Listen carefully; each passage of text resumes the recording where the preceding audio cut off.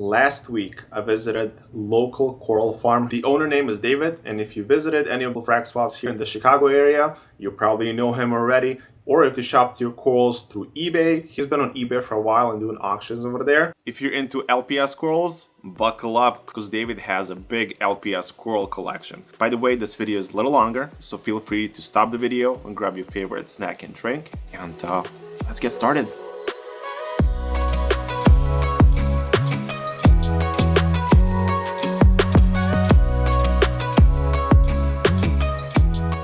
What's up, folks? Welcome back to the channel. This is your first time here. My name is Goran. You're watching Reef Under the Roof YouTube channel. If you're not a subscriber and you love reefing videos, feel free to subscribe. With all that out of the way, let's go check out David's corals.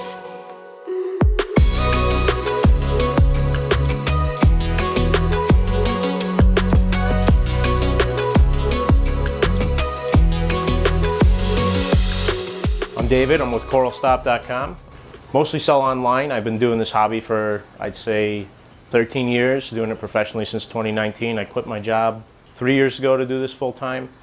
I went through a lot of different hurdles going through this journey, but it's definitely growing to a point where I like it. And every year there's something new that I go through. This hobby's always got different things that it throws at you, so it's pretty cool. So I'm in the Chicagoland suburbs. We do offer free local pickup. On our website, we have an appointment setter where you can submit a request to what time you want to come pick it up. When you check out, all you do is click local pickup. You know, if you do a curbside pickup and you would like to come see if you want to buy anything else, we can always arrange that. Yeah, I was just talking with David. A bunch of people come and ask me for LPS corals, torches, hammers, all the other LPS corals, and I just sent them to David because I know he has a bunch. Yeah, we got a whole tank full of torches, half a tank of hammers. As well as zoas as well. Zoas are my favorite. Yeah, I kind of love zoas. I just got back into collecting.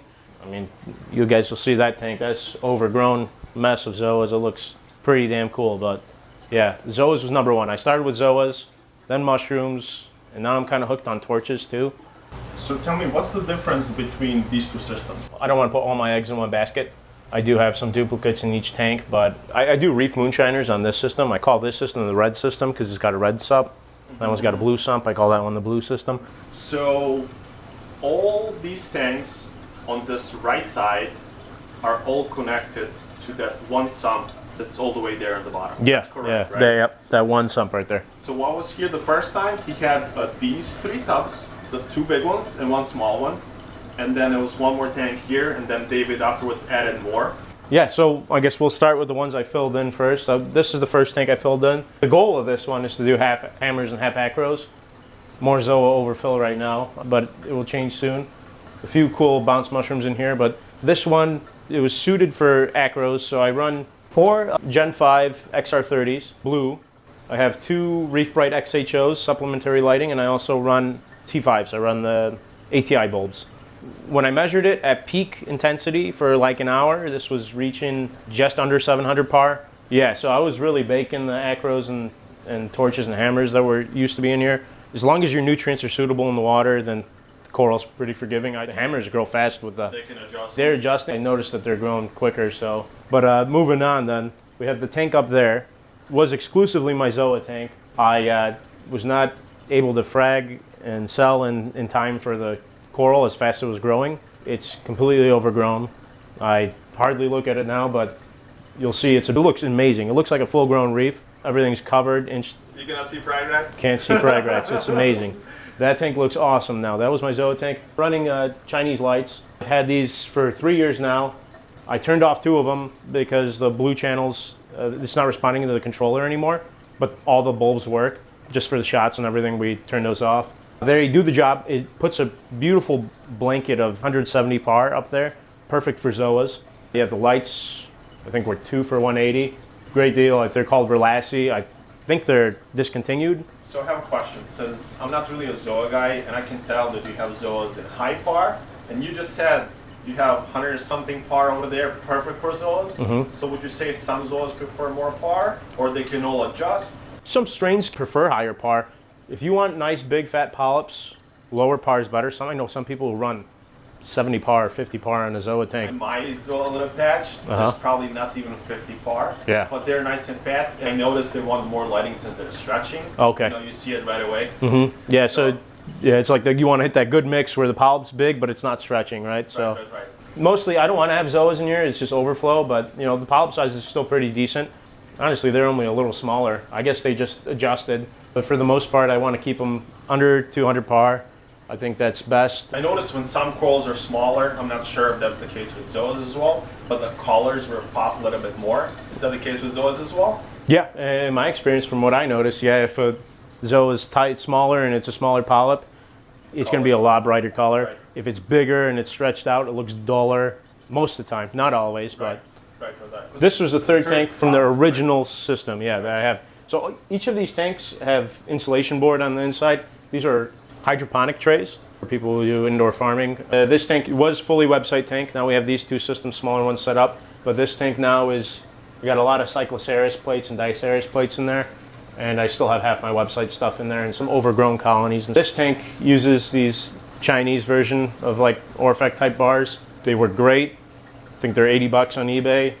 For supplementary lighting, they're perfect. Over here I have G4 Radions, my favorite Radion. They're doing a great job in there. Everything looks beautiful. And are these two the same lights as those there? Yep. And corals look amazing under these as Yeah, well. yeah, That's yeah. crazy. Yeah, so these are the same two lights I have set up here, and yeah, coral pops with them. They're doing a great job. Since not a lot of people have tubs to grow corals in, Mm-hmm. can you tell me the dimension of these tubs, where you can get them, like the maintenance of the tubs? Because I never own one. You have to clean the sides, you just let it be. What do you do? So the best thing about the tubs, you don't have to scrape glass. That's There's no cleaning at all. yeah. So I mean, it would look a lot more professional, I'd say, with acrylic tanks. But I'm a one-man show. I don't need to give myself more work. Tubs, they hold up great. They're approximately 7 foot by 3 foot, and this one's approximately 4 by 3. Hydroponic tubs. I think I bought them on like hydrofarm.com, something like that. They're pretty cheap. I think it's like 250 bucks a tub, but the shipping is what gets you. Yeah, they got to bring them in on The pallets? pallets. Yeah, Oh, so really? yeah, so that's how they get delivered, and the shipping cost is high with them, but they do a great job.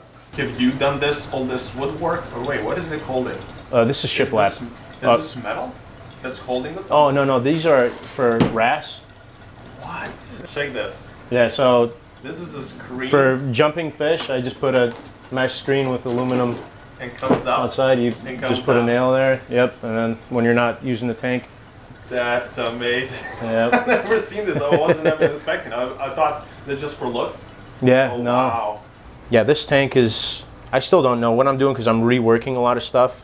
I added 2 website tanks over there, and I want this to be all frog spawn tank. I'm using Reef Brights. I got 3 of them in line. These are the Lumilite Pros, and yeah, I got the Ice Cap 4K gyre on there. So the other ones have 2 blues and 1 white, but these are 2 white and blues and 1 blue. Right. Yeah, this is the Holy Grail torch system. Reef Moonshiners colors up my torches a lot better, but I don't have space in this red system for torches. So I bring the Holy Grails in here to color them up, and I just put them directly in the website tank when they're ready. Stunning, they're my favorite torch, I'd say. I like the Tiger torches too, but yeah, they're great. It's like great eye candy to look at. So when you bring in these type of torches, they always look green, and then afterwards you start getting that yellow. How it goes? Yeah, for the most part, come in pretty green. What I noticed is whatever elements are out of balance in my other tank that Reef Moonshiners I have dialed in, something is making the torches color up better here. The nutrient levels are the same, so it's not the phosphates. I think my potassium's pretty in line, and you know, people say that potassium phosphates are usually the 2 driving factors for color, but it doesn't seem to be those. So I don't know what it is, but torches color up better here. Just lighting? Yeah. Maybe just lighting? Could be the lighting too. Yeah, they're looking great in here, They and look amazing, yeah. I'm getting a lot of yellows out of them. So these are the Bash C sumps, the signature series. This is the 60-inch one. I plumbed in so many tanks in here that this is not enough, so I connected it to another random sump, and now I have an overflow bucket in case the power does go out. So it goes in there. Goes in there, and then I have a flow sensor in there that when the power comes back on, if the water level sensor sees that the overflow bucket has water in there, it'll pump all the water back out. So just my preventative measure. When I started this in 2019, I was living with my parents and it was in their laundry room. I think I had 7 tanks in there. So 7 tanks? yeah, 7 tanks in my parents' laundry room. It was very tight, and you know, when my fiance was helping me bag orders, we'd always bump into each other because of how tight it was. So it was not Right. not the best scenario. I have a Big reef octopus skimmer. Powerhouse does the job. I do run a UV sterilizer. Stopped running it for like a year. I decided to change the bulb and restart it back up. All the LPS did better. Don't know why, but now I think maybe I'm going to start running it for 6 months, then do 2 months off. Maybe the bacterial biome will adjust to it. But you have so much LPS here that there's probably some warfare going on. I've heard good stories and bad stories about UV, but me, I had all positives about UV as far as anemones goes and all that experience with NEMs and torches as well. And other soft corals, so I do run UV. You do run aqua UV there as well? Mm-hmm. That's what you have? Yeah. So both systems have aqua UV on there. So what are those in here? Let's The primary dosing I do is calcwaster. I use BRSs because it seems to be the most pure. I have also 2-part that I dose very little of. It's mostly there for my correction measures. When my alkatronic picks up that something's low, then it'll dose calcium and soda ash. The 2-part that I use the Reef Endurance. CoralView has that. I do like a hybrid moonshiners. I use a lot of ATI supplements when they're cheaper. For the most part, I do the moonshiners. I send in an ICP every 3 months. Okay, yeah, so this is my observation tank. It is plumbed into the system, but I have very fine filter socks. The intake and when the outlet back into the sump. Most of my coral is aquacultured. I'd say 75%, maybe even higher, is aquacultured. You know, if it doesn't grow fast in time, I want to give good deals to people.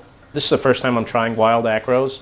Last thing I would want is, acroport eating flatworms, so they have to stay here in observation. I'll keep them here for 3 months. Yeah, I don't want to risk anything going to my system. I didn't notice any when I brought them in.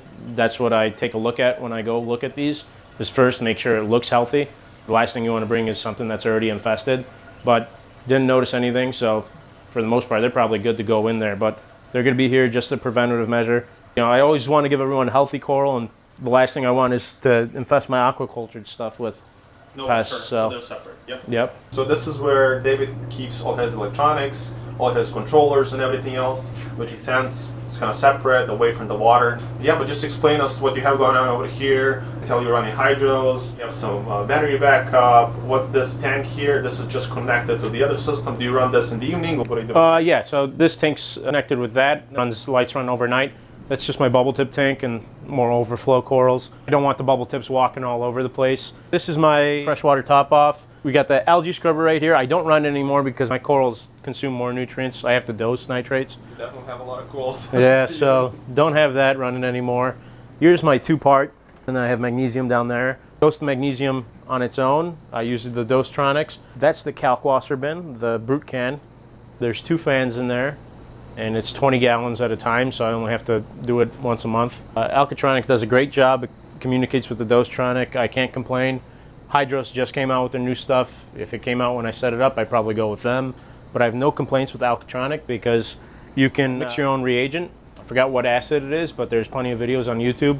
Comes out to like 1/10 of the price if you mix your own reagent, which is great. $30 is like 2 years supply for my big system.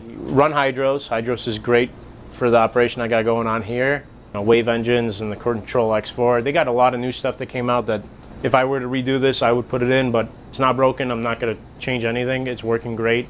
So the wave engine's great because I have 4 power heads connected to here, and I don't need 4 separate power supplies. It's 1 power supply, and it's all powered by this. That's the best part. So this box will replace all power supplies.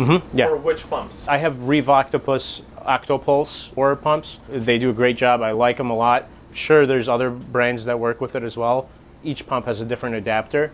Yeah, the wave engine is awesome because you have all your customization with your whatever wave flows you want to do all through the Hydros app, and there's already a ton of power supplies on this wall. I did not need more. Now they came out with the Kraken. You could power a lot more stuff with it. The Control 4, it's checking my temperature and my pH. So that's kind of like a base unit for Maven. Yes, Like yeah. It just has sensors that go in the water and checks for pH, salinity, and everything else. This is what that is. That's exactly what this is. And then you have sense ports for, optical sensors, stuff like that. Small drive ports for small pumps and stuff. 0 to 10 volt, that's for custom things like a float switch or something like that. Yeah, then I have a smaller wave engine here. It's exactly the same thing. Same thing as that, just 2. Moving on, my return pumps are all Ecotech Vectras. 2 large ones, 2 small ones. I think I have 5 return pumps in that sump, just for all the different tanks that I have plumbed together. I think the pumps are great. They do a good job, except I notice the lifespan's basically 2 years. I try to clean them every 3 months. No, that's too much of cleaning. Yeah, so even with the cleanings, I've had some of them break on me. The air exchanger, it's on the other side. I don't run the CO2 scrubber anymore because the air exchanger does a great job of keeping my pH up, as well as the calc washer. I did notice low pH issues in the past.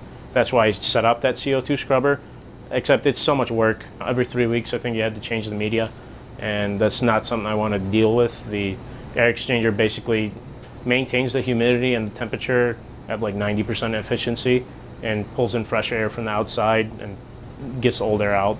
So does this air exchanger has to be connected to any other units in your house? Nope. Or this is just something separate completely? It's completely separate. So if you have a drop ceiling in your basement, it'd probably be pretty easy to install.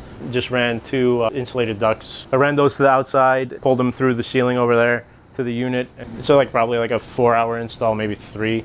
Oh wow, that's not that bad. Yeah, I got a Panasonic unit. I think it's like $450 or something. If you have access to install it and it's within your budget, it's healthy to have in your house either way because it keeps the CO2 concentration inside a little lower. For temperature, I run a titanium heat exchanger. It runs with natural gas. You plumb it into your boiler. The Inkbirds are the computer behind this. So I have dual Inkbirds. This Inkbird's plugged into this one. Probes will sense the temperature, and if it goes down and needs to heat, there is valves in the ceiling, ball valves, that are plugged into the Inkbird, and there's a booster pump. These 2 are the booster pumps. So when the temperature is low, the ball valve opens and the booster pump kicks on. It pulls hot water from your boiler. It shoots the hot water through the titanium heat exchanger. When the temperature reaches its point, the Inkbird turns off the booster pump, closes the ball valve in the ceiling. So it's looped with the hot water supply. This valve is just here for cleaning, and I close the valve and take the heat exchanger out to clean it. You drain this so you don't have to deal with water and make a big mess. But this is the titanium heat exchanger, so just make sure you do not go with stainless steel. Stainless steel will get corroded and probably kill stuff in your aquarium. You need to go with titanium. There's rods on the inside of this, and the rods take the hot water from the boiler and they transfer the heat. These pipes are from my return pump, and those shoot through the exchanger and go through the outside of the rods. And so the water that's coming through the tank is basically like absorbing the heat from the hot water from those rods and shooting it back and returning it into the tank. That's how that system works, and is all controlled with 2 Inkbirds. And I also have my temperature probes that'll alert me in case something goes wrong. Been running it for 3 years. Got to clean it once a year, and I've never had an issue. Just once a year? Yeah. That's not a big deal then? No, even when you take it apart once a year, that's not even dirty. It's not bad? No, Right. The blue system's got 3 tanks in here. This tank right here is chalices and acans and blastos, some mushrooms, stuff like that. This one's running with Reef Brights, and these have 2 blues and 1 blue and white. These are the Luminlight Pros as well. A couple gyres and AI Nero. Pretty low maintenance system. This one does great. Same setup, same flow up top here. The only difference is the coral in there. We got probably a whole island of elegance and Goniopora. Bottom is one of my favorite tanks. It's all torches. Yeah, we got Holy Grails, Dragon Souls, New York Knicks, Miami Hurricanes, both the Indonesian and the Malaysian. We got Malaysian Grails, Tiger Torches, TCK Master, Rapunzels. We got Fairy Godmothers, Blues Clues, Todd's Torches, Cotton Candies, Dragon Tamers, PSA Holy Molys, TCK Masters, Jester Torches, Grim Reapers, so many. Minty Greens, Black Lights. Yeah, it's definitely one of my favorites. It's a stunning tank. Just real quick, what do I have going on here for filtration and for your chemistry? Yeah, so filtration over here, smaller protein skimmer. I used to have a bunch of rocks in both the systems. I took the rocks out and I did add a lot of the marine pure balls. I know that they leach aluminum in the system. I tested it on here first, and with the higher elevated aluminum, no bad effects in the system. So I'm in the process of transitioning the red system to using the marine pure balls and getting the rocks out. Aluminum doesn't seem to do anything. Other than that, filtration is, protein skimmer and those for biological filtration. For dosing, I do a 2-part here, same thing, Reef Endurance, and then Tropic Marin's trace elements. They have additives that you pour into your 2-part, and that deals with all the trace elements. Got it. Yeah, so that's what we do here. So quick question, we haven't talked much about water changes. Do you do any, how much you doing in this system, how much you doing in the red system? Yeah, I've probably never done exclusive water changes just to do a water change. I do my water changes when I go to a show. I'll pull out 50 gallons of water from the system. Or if there's detritus buildup, I guess that's when I do a water change. I siphon out the detritus. I do a lot of shows with Reefing USA, and then I do Aquashellas, Reefapaloozas all over the country. In the spring, it's right about every weekend. just power through it and go with it. This fall, I'm taking it easy. I'm really working on my site and changing a lot of stuff. I really want to focus on elevating the company to the next level on the online presence. If I'm doing a show every weekend in the spring, then it's probably like 200 gallons of water. Yep. I don't think I notice better coral quality in the spring versus the summer or winter when I don't do shows. I used to use Red Sea Blue Bucket salt. I love that salt. I thought it was perfect and ideal. The amount of salt I go through, I can't find a better price point for a cheaper wholesaler. So it doesn't make sense for me to use it. So I switched to Aquaforest. Just as good as the Blue Bucket, I'd say. The transition was perfect. Is there any frags that have been with you for lots of years, just great for you, great grower, great seller, and just overall a great coral? Pink Boobies chalice is great. The Jelly Bean chalices, their chalices grow great. They sell well. I have Worldwide Coral grafted Montes that if you trim them the right way, you can get some really killer coloration on them. And I'd say number one is probably out of like 8 cans in this tank and stuff like that, Blastos and chalices. The Holy Grail Micromusa, I have probably like 3 colonies, 3-inch colonies, ton of frags. They just grow so well for me. They grow so fast and they're just pretty cool. Very colorful and people love them. There's lots of corals in this hobby, and I like to mention this all the time. Like the prettier the coral usually grows slower, and like the price is higher just because of both of those reasons, because it grows slow. Yeah. And it's pretty. But like the Holy Grail Micromusa, it's like pretty, grows fast, everyone wants it, and it's just like overall, it's just amazing coral. Yeah, no, 100%. I'll agree with that one for sure. Thanks for sticking around until the end. If you haven't subscribed until now, feel free to do so. By the way, I'm going to remind you one more time, if you'd like to purchase any of these corals that David has, his link is going to be in the description down below. And if you enjoyed this video, check out this one or this one right here, and I'll see you guys in the next one. Peace.